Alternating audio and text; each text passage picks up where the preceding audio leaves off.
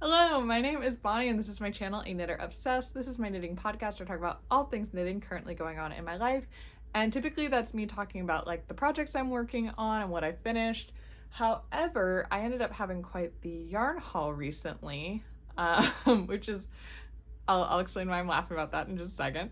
And it was, if I had added it onto my last video, it would have just made the video outrageously long. So this is essentially part two to the last knitting podcast update, and this is going to be my yarn haul, but it's also going to be my knitting plans for the upcoming months. So I suppose we could call this maybe my summer planning video. I don't know if that's the timeline I'll be sticking to. I am really bad at following through on plans, especially when it comes to my hobbies, but in theory, this is what I would be working on in like my fantasy summer season where everything gets magically done and everything turns out exactly how I want. So we'll go through the hauls, we'll go through my plans. A big reason this aligns with my plans is that I don't really like, if I can avoid it, I don't love bringing yarn into my stash without knowing what it's for. And so I tend to either buy yarn with a specific project in mind, or if I'm like get yarn and I don't know what it's for, it becomes like a very big thing in my brain to figure out what that yarn is for so I can like put it in a place. And like sometimes those plans change, but I don't like there being no plan. Like it's the no plan that sort of like makes my brain feel weird. I have plans for all of these yarns except for one, and then the one I don't have plans for, I guess I'm asking for a little bit of help. And then I figured since we were talking about plans anyways, we'd extend it out and I would just talk about the other projects that I'm hoping to cast on in the near future. I want to caveat this a little bit. So I have been saying in a lot of videos that I'm not buying yarn this year, or I'm trying not to buy yarn. I'm trying to buy like minimal yarn. And so I have bought yarn here and there, but it's been not at the level that I was last year. And it's usually there was a reason that I made the purchase that I did, either to like finish out a project or one was to participate in it along. Like there's some reason that I'm justifying buying the yarn at this time. The majority of this yarn was not bought with my own money. There's an exception. I spent about $25 on one set, it was like a $50 set, so I got it for half off, which I think is why I did it. But most of it was not with my own money. So it was a combo of two things. One is that I did a sample knit for Treehouse Knits at the end of last year. And I knit the, let's see, what side am I on? I'll put it up here, the little picture of it, but I knit the Ponderosa sweater for her for her Traveling the World Advent that she did at the end of the year. And it was absolutely lovely. I loved working with the yarn. It was in the colorway Scotland in her yak silk fingering base, and it was glorious. I liked the pattern. All of it was great, and I really liked working with her. She was really great to sample knit for. Really nice, really easy to communicate with, like absolutely zero problems. Love Lauren, love the work she's doing. And she gave me a gift card to pay me for my services, and so most of this yarn is bought with that gift card. I immediately spent it. I was so excited. I wanted all of the yarn. And then the $25, when I spent $25 on it, it's just because I wanted a little bit more than the gift card could give me. And so I did spend a little bit of my money at the very end where I couldn't cover the cost of the gift card, but most of it was sample knitting reimbursement. Otherwise I could not afford this. Like this haul is way out of my price range if I'm being really honest. But it's a lovely treat and I am so excited about all of this yarn. And then the other ones are, you might have caught my video a few weeks back about my knitting book haul and all of the knitting books that I received. And that was due, if you did watch it, it was due to a family friend of my husband's family having passed away, and they were going through his things and his wife's things and sort of, clearing out the house. And so it wasn't like a happy origin story, but I gave all of her knitting books a new home. I'm very excited to have them and on my shelves and like look through them. I adore them. And then she ended up having a bit of yarn as well. And so my mother-in-law is a crocheter, and so she got first dibs on the yarn, which is very fair. But then there were a couple of colors and types of yarn that she wasn't particularly interested in.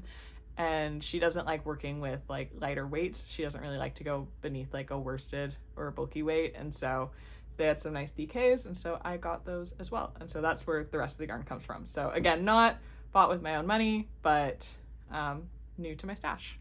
While we're going through this, I'm going to scooch over a little bit so that I can show you the pictures of the patterns that I'm talking about. I'll also be linking all the patterns in the description down below so you can get more information on them there. And then the other one is I am just pulling up the patterns on my laptop over here. So if you see me kind of looking off into the distance, that's just so I can give you all of the information about the patterns that I want to. But the first set of yarns, these are all truffle cashmeres.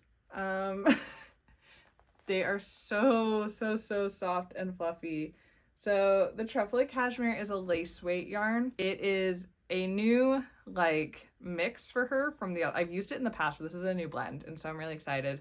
And so this is 54% extra fine superwash merino wool, 23% cashmere, and 23% silk. So the silk is new. There was no silk in it last time I used it, but you can actually see the silk core in there, sort of like you would get on a mohair.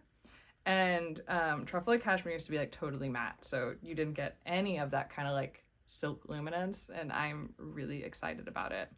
So these are in the color, we got Egypt. I have 2 of Egypt, 1 of Scotland, which I love, 1 of France, which is this beautiful like smoky gray color. Let's see if I can get them all at once. And 1 of, oh my goodness, Tularosa Basin, which is this beautiful like gray lavender color. And these 4 colors all together are going to be a Myrtle by Kate Davies Designs. So Myrtle is an all over lace drop shoulder with stripes, and it stripes 3 colors, which will be these 3. And then it has 1 like main color. So this will be for the cuffs, the hem, the collar, and then little stripes in between the 3 stripes. I'm so excited for this. It's gonna be a brutal pattern. It calls for lace weight yarn held single on US 2 needles with a gauge of 32 stitches and 40 rows per 4 inches. So like it's gonna be a bit of a beast. But I think it'll be stunning. I think it'll be so worth it. It's so pretty. I'm in love with this pattern. Like it's just so cute, and the way she has it styled and all the patterns, like it just has this very like it's stunning. It's this like the lace and the colors and all of that, and then the way she has it styled is so casual and just like nonchalant, and just like the contrast of them is so lovely. So I do have 1 more truffle, because I misread the yardage requirements originally. I didn't realize that I needed 2 skeins of the like main color. And so I had originally just bought these, and I was worried because it just didn't seem like it was gonna be enough with the yardage and stuff. And so I figured I could stripe another color before I realized that the one that needs more yardage was like the main color. Like I actually needed 2 of one, not just like more colors, if that makes sense. And so I did grab this 5th one at one point. And so this is Death Valley, which I absolutely love this color. It's this beautiful like bluey teal color. It's gorgeous. And so my thought was striping these 4 and then still having I'm not gonna be able to, oh, we're doing it. Still have the Egypt as the main, but I feel like the Death Valley, it's just so much brighter than the other ones that it like fully changes the feeling. Like I just think I like kind of the moodiness of this palette more than I like it with the Death Valley. I feel like it changes the whole vibe pretty significantly. That being said, I love the Death Valley, and this will come back into the plans part of the episode a little later, but I also got one of these. But yeah, this will be my Myrtle. I'm very excited about this. This won't be my next cast on, but I do like, I don't know, I want to swatch for it relatively soon. Like I just want to see the colors together so badly. So we'll see. It might move up in the queue a little bit if I swatch. Usually once I swatch, it gets cast on pretty quickly. So, all right, so there's those.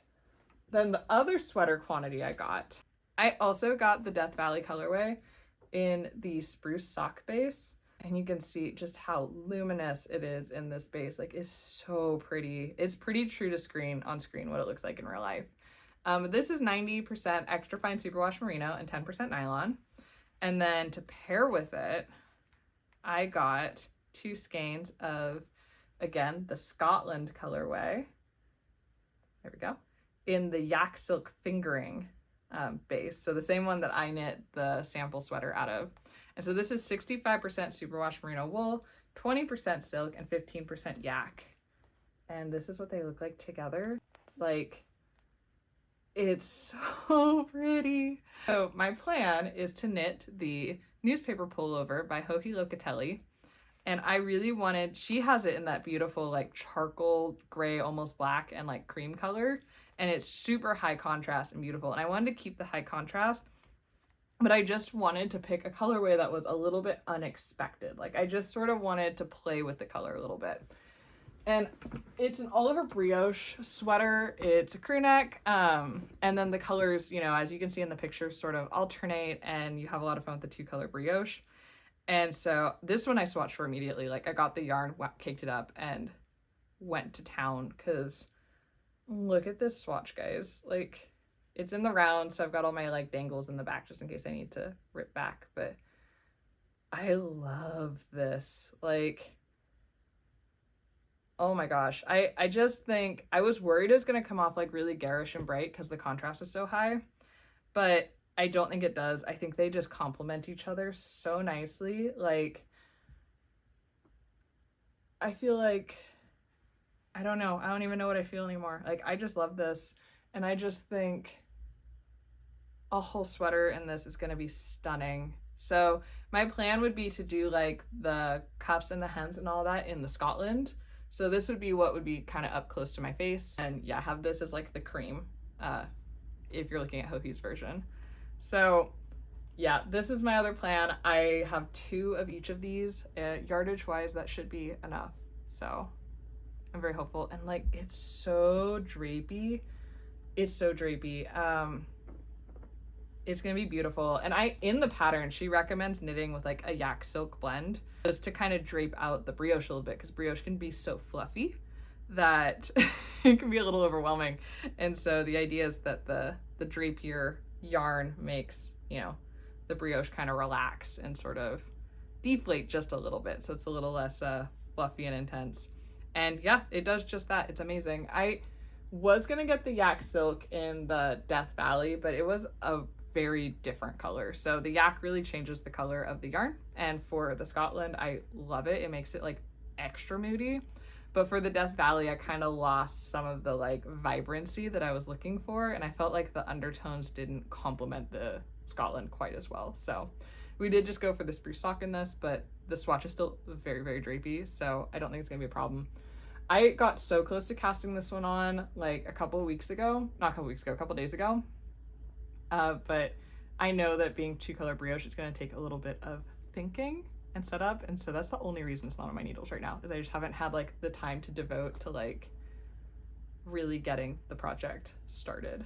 Then my last thing that I got from her, and this is the one I spent a little bit of my own money on. It's one of her sock sets, and this is the Cliffs of Mohair sock set, and it's just so pretty. It's just, yeah, I love it. It's got all these beautiful like mauves and greens and creams and browns, and I just think it's stunning. And I love the color she paired it with. I'm pretty sure this one was Ireland, and I can't remember what the more like mauve-y one was. I did like that the tonals weren't any of the tonals I bought for anything else, and so I got to sample like a little extra more of her collection. I loved this whole collection. This collection was stunning. I was really excited about this. So I don't know if this will be socks. I bought it with the intention of it being socks. I'm almost kind of thinking maybe like a cool hat would also be very cool. I don't know. I don't have like concrete plans for this, but that I'm okay with it for like, because it's like a little set and it's something I'm gonna like, I'll find something fun to do with this at some point. It's not like a sweater quantity. It's when I have like sweater quantities of things and I have no idea what to do with them that it like makes my brain annoyed. So, but yeah, excited for this as well. Oh, so a couple more stats on the newspaper pullover actually before we go on, but it is knit from the top down. It's a raglan construction. It is knit flat for a little bit before you join in the round, so it has good neck shaping that way. It's got a gauge of 21 stitches and 29 rows per 4 inches in the brioche stitch, which I did manage to hit perfectly with the US 3 needles. It calls for US 4 needles. Oh, so I did not. Oh, I know what happened. I couldn't find my US 4 needles and decided to wing it and went to 3, and it worked. So that was nice. It does call for US 4 needles, and so that's what she recommends. And then US 2.5 for the like finishings. So yeah, very small needles, pretty small gauge. Brioche always takes a long time. It'll be a bit of a beast, but yeah, I think it'll be worth it. I think it's so pretty. Like, I love it. It's so good. All right, next up, we're getting into the yarn that I got from the family friend. So I got, I think, 12 or 13 skeins, like quite a lot of them, of this Wally Wash by HHB. I don't know this yarn or this brand or anything, so I don't really know what it is. It says it is pure new wool, and then it says superwash on here a couple times. So I'm pretty sure this is 100% superwash wool. It is like not the softest. Like, it's a little scratchy. I was a little surprised by for being superwash wool. And then it is 125 meters per 50 grams. So DK-ish weight. And I did make a little swatch. This is on US 6 or 4mm needles. And I thought it came out quite nice. It's drapey enough, but like I said, it's not the softest yarn, so it doesn't have like the best drape either. I don't know. I was a little surprised. I don't know why. I thought I was gonna like block and soften up, and it just didn't. It almost got like very slightly rougher, which doesn't make any sense.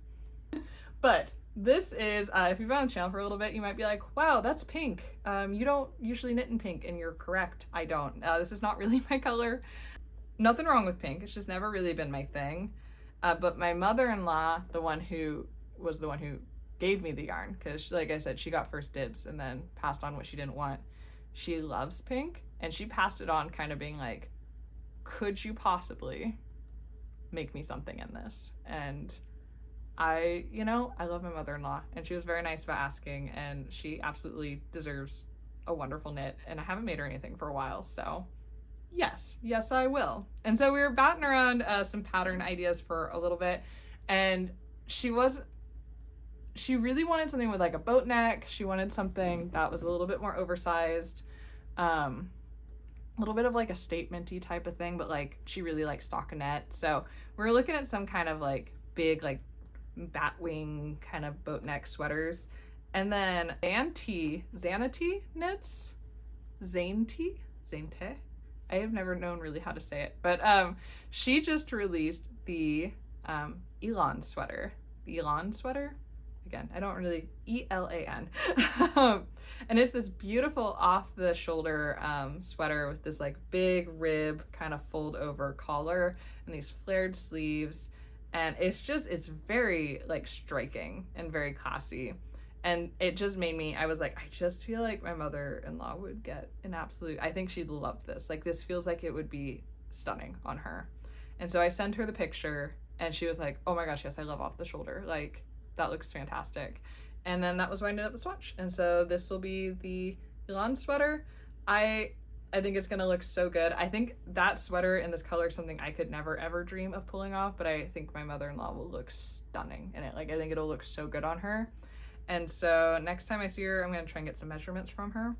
And then I'll probably cast this on fairly soon and just have it be sort of like a longer term project. Because she won't really be able to wear this for a while, because we're going into summer now. So there's no rush to like finish it. But I do think it would be like a good one to like, because it's pretty much all over stockinette except for the big ribbing. And so I think it would be a good one to just have on the needles for when I need something a little bit more simple.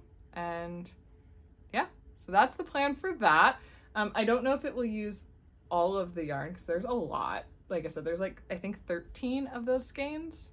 And so I will probably just destash whatever I don't use though. Like, it's not a color that I know what to do with. Like, I don't think I'd want it in scrappy projects. I don't think.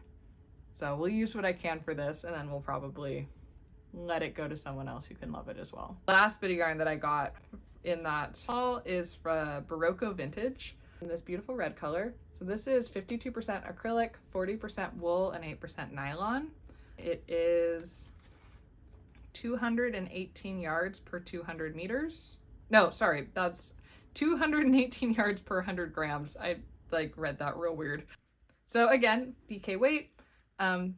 It's not, it feels acrylic-y to me. As it is, it's half acrylic.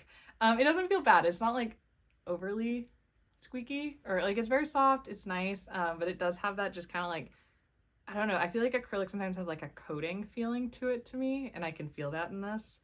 And I have 9 of these. It's a lot. Like 9 times 200, like I have like over 1,800 yards of this color in this yarn. I don't know what to do with it. That's so much yarn. Like, this is the one I need a little bit of help on. So I was thinking it'd be quite pretty as a cardigan, like a statement cardigan in this color, because the color is gorgeous. I love this red. And so I was leaning towards just doing like a really nicely fitted cardigan. Like, I think there's the Marseille cardigan by Cheryl Mokhtari, which I think just looks quite nice. Like the fit of the sleeves, it's got a set-in sleeve and crew neck, and I feel like that would look quite cute in this. She has it with stripes, and I'm not sure that I would stripe it. Probably just keep it as it is, like just plain. But then that wouldn't use nearly all the yarn. I was looking at maybe like doing like a longer kind of statement cardigan, but I'm not sure if it would be something I'd wear, especially in such a bright color. I don't really want to do a pullover sweater in this because of how much acrylic is in it. I feel like it won't be very comfortable. Like, I'd rather have a cardigan where I can kind of regulate airflow and take it on and off as needed and not get like kind of sweaty feeling. I don't know for sure. So if you have any ideas for this one for me, any recommendations, I would love some input. I'd love a little bit of help on this. Because yeah, I mean, it's a lot of yarn. It's a lovely gift. I want to try and find something to do with it. I just don't have anything that's like instinctively jumping out at me right now. The one that I did think about, I did just say that I don't want to do a pullover, but I did see the Redberry sweater by Sedna Yang. If you look through the pattern like pictures for it, there is a red version of it, and it's so pretty, and it has this very like festive vibe to it, and I could see that being very, very cute in this. Yeah, that's my other ideas. I do think the Redberry sweater could be an option. I love the neckline on that one with like the scalloped edging, and I feel like the gauge would be correct. I would probably omit the baubles because I'm not really a huge fan of baubles, or maybe just like put something in instead of the baubles, like maybe some little like yarn overs or something, just to add like a little lace motif there. I don't know. It's like the only kind of plan I have in this. This is not an upcoming plan. This one is going in timeout for a little bit. That's okay. All right, but for actual upcoming plans, so I really want to knit the newspaper sweater soon. I think it's so beautiful. Yes, like I just want to do that. I'm gonna cast on the Elan Sweater soon, and just get that going. I just need to get the measurements and pick a size. I am like very slightly off gauge, so I'm gonna have to do some math on that one, but that is okay. And then I am working currently on the Friday tee by Petit Knit. So that is my big summer project at the moment. It's killing my hands, so I don't want to cast on like another summer project right away. But I bought yarn to make a basic boat neck tank by True Summer Knits last year and never got around to casting it on. And so I would like to cast this on sometime this summer. This is just knitting for Olive Merino and the color Licorice. It's their black. But I knit my basic boat neck tank last year and I wear the heck out of it still. Like, it has such a place in my wardrobe. Like, I love it. And I liked knitting it. It was super brainless. It was just stockinette forever, using really nice merino wool. It didn't hurt my hands. I could read and knit that one, which is what I did. I got through, like, I did schoolwork while working on it. So that's my plan. And I know knitting with black is like some people's nightmare, but there's not a ton of shaping in that one. Like, it's honestly so straightforward. And so I would really like to cast this on soonish so that I can actually wear it in the summer. Although I can't wear knits in like dead of summer. So this will be, there's just like a month and a half or 2 months where you don't wear knits here, and that's what it is. It doesn't matter what you make them out of. So it's not a massive rush, because even if I cast it on right now, it'd be done in like July and it wouldn't get anywhere. But I still would really like to get it done, because it just would be such a wardrobe staple. So that's another plan. And then just because I know myself, I don't have a lot of, I'm not going to get through much more than this. This is probably about my limit if I'm being like really realistic. I get through like maybe a project a month. Maybe. But my other dream one is I'd love to get a couple of like accessories done, or started at least. I'm sorry, I'm getting up to get the yarn. Usually I would cut that out, but I talked through what I would have cut. Making editing Bonnie's life hard. Specifically, I would like to knit the Night and Day Cowl by Andrea Mowry. This is the yarn that the pattern calls for, so I've got Nightshades and Daylights by Harrisville Designs. And Nightshades is in the colorway Fever Dream. It's left over from my Bibliophile 2 that I knit last year. Way overbought the yarn. And Daylights is in Lint, and I feel like Lint was the Daylights that I felt paired best with the Nightshades. Has like little bits of purple in it, and so it pairs nicely here. And these are both, I really liked working with the Nightshades. It's a woolen spun yarn, and it's just interesting to work with on the hands.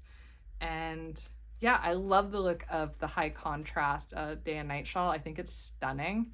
Or cowl. And so I've done the construction before, but it's this little like trapezoid of fabric that you knit, and then you seam the back together, and you get this little like kind of triangle cowl piece that you can style, and I love it. It's so easy to style my other one, and so I love the idea of having another. I love the idea of getting this out of my stash, and I do think this would be a really nice way to work with wool in the summer in a way that doesn't overheat me too crazily, because it's just a little cowl. It's not in my lap, it's not big. Like my hands might get a little warm. I do find sometimes working with wool, my hands will get like sweaty. But that's just summer. I'm always sweaty. Hoping this will be a good summer project and I can just like bang it out. And not that it's about speed, but I love little projects that just like go. It's really nice. So there'll be that. And then my other accessory that I don't want to finish this summer, I like actively don't want to, and I'll explain in a second, but I would like to get it started because it's going to be kind of a longer term project.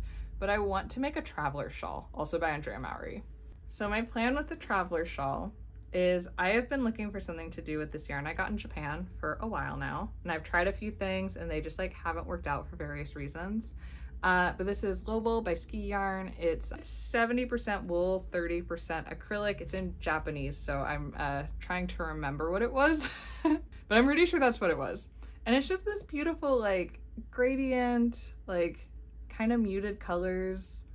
Like it's really pretty. I've just been trying to find a pattern that will like show off the yarn, but like not just be a rectangle of fabrics. I feel like that'd be kind of boring. And so the traveler shawl is what I've landed on. And I think that she wrote the traveler shawl pretty much to be for, it can be for anything, but she wrote it to be for hand spun, to kind of show off the gradients that she had in her hand spun. And so I think it would look nice in this yarn. And then my plan, in order to add a little bit of interest and also a little bit of softness, because this yarn's a little scratchy, not bad, but a little bit, I want to use up my mohair scraps on this. So my plan is to kind of play with striping and like switching in and out my different mohair and like fluff yarn scraps. I've accumulated quite a variety of these at this point. And this is like not even all of them, but it's most of them. It's the ones I could find easily. And I do feel like all of them would look good with this yarn. Like it would bring out different colors in the yarn and in each other. Like they might not be like the most cohesive palette, but it's not bad either. And so I'd love to start just playing with this and just doing like a few stripes here and there, kind of figuring out how I want to play with the yarns, figuring out how the colors play together. Is my gauge what I want it to be, you know, all of that, and just sort of getting this started and on the needles and just see where it goes. And then my hope is that as I have projects where I have maybe some fluff yarn that I don't need, it can get added in. So like my Death Valley Truffula that I don't know what to do with, I'm not saying I'd use the whole thing in here, but like those look really nice together. Like it'll probably make an appearance in the shawl in quite a heavy way. If I knit my Myrtle and I have leftovers, I think all of these colors look nice with this as well. So that's my plan. I think that could be a really cool shawl and like be kind of scrappy and fun without being like not like, it'll still feel cohesive. And yeah, I like the idea of it just being sort of a longer thing that I take my time with. I have about 900 meters. Yeah, 900 meters of these. So I think that might, I'm not sure what size that correlates to in the shawl, but I'll just try and make it as big as I can and use as much of this as I can. Excited about that. But those are all my plans. I mean, I'd love to knit so much more. There's so many other things I want to knit, but I think that's all I can reasonably plan on and have any hope of getting anywhere near doing it. So especially with the newspaper pullover, we'll see. That's going to take me a very long time with the all over brioche. So I haven't done 2-color brioche in a very long time except to knit that swatch. So it's going to take a little bit for my hands to get used to it again too. That's all I have for you guys. What are your summer knitting plans? I mean, that's like the obvious question. I want to know what you're planning on making, because I don't feel like I have enough summer knits in my summer knitting plans. Like I feel like there's only one summer knit. I feel like there should be more. But I don't want to knit any summer knits. Like I'm not against them. I actually really like the summer knits I have, but I'm so excited about all my other yarn. Like I don't want to stop. I don't want to stop working with them. So are you knitting summer knits this year? Am I leaving myself out of something? I don't know what I should do. But yeah, with that, I hope you had some fun. I hope you got some knitting in, and I will see you next time. Bye.